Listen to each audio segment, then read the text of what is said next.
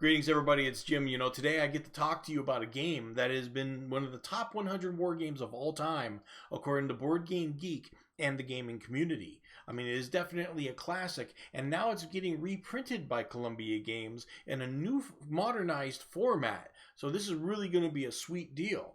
So today I'm going to be talking to you about why you should be playing Rommel in the Desert from Columbia Games.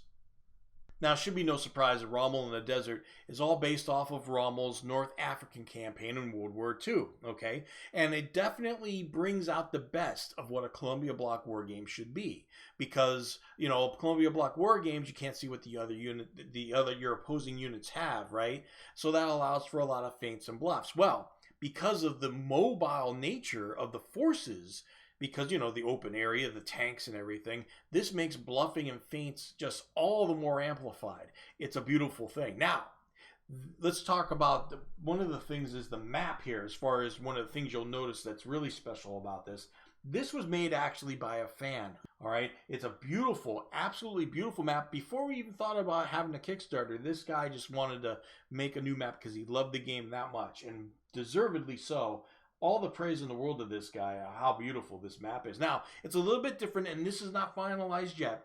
But the thing is, one thing that changed of it is the prominence of the hexes themselves, the hex grid, as it were. Because before, it was a little bit more subdued. It was elegant, there's no doubt about it. But one of the things about a Columbia Block war game is we have to have defined hex sides, and it's important. And the reason is because every hex side tells you how many units you can move from one hex to attack a target in the next. Okay, it's not just stacking units like in normal war games where you can have up to a certain amount, and that's the max that you can have to go in. No, this is a little bit different because you can have a amount of units in a stack, but they still can't all go over. And what this forces is a reason to surround the enemy, okay? Because just going from one hex to another hex, that ain't going to cut the mustard. It's a beautiful little elegant touch that makes a lot more logistical problems happen, okay? So it's more than just throwing forces at the other guy. And it's really nice. Now, as you can see here, these hexes do show hex side differences, like maybe you could see the brown there. That's supposed to be, mountain and tough terrain and stuff that you from going from one hex side to the next. But we're just trying to make it more prominent, and not just with a small color. We're just going to actually use the graphics to dictate what the hex sides are. Okay, so it should come out really good. But that is the idea of the map and the hex sides. Now, another reason why Rommel in the Desert is so coveted by so many war gamers is because the extra level of detail involved, especially for a Columbia Block war game.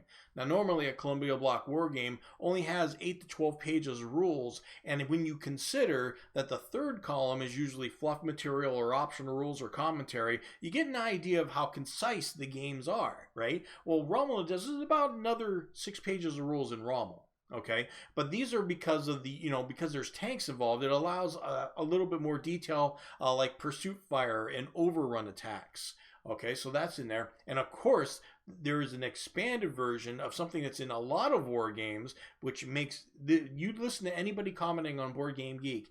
This whole game is about supply, supply, supply. Supply chains all over the place. And there's like 2 pages of rules dedicated just to that because it's so important. So that's another thing. It's that wargaming buzzword, supply chains, right?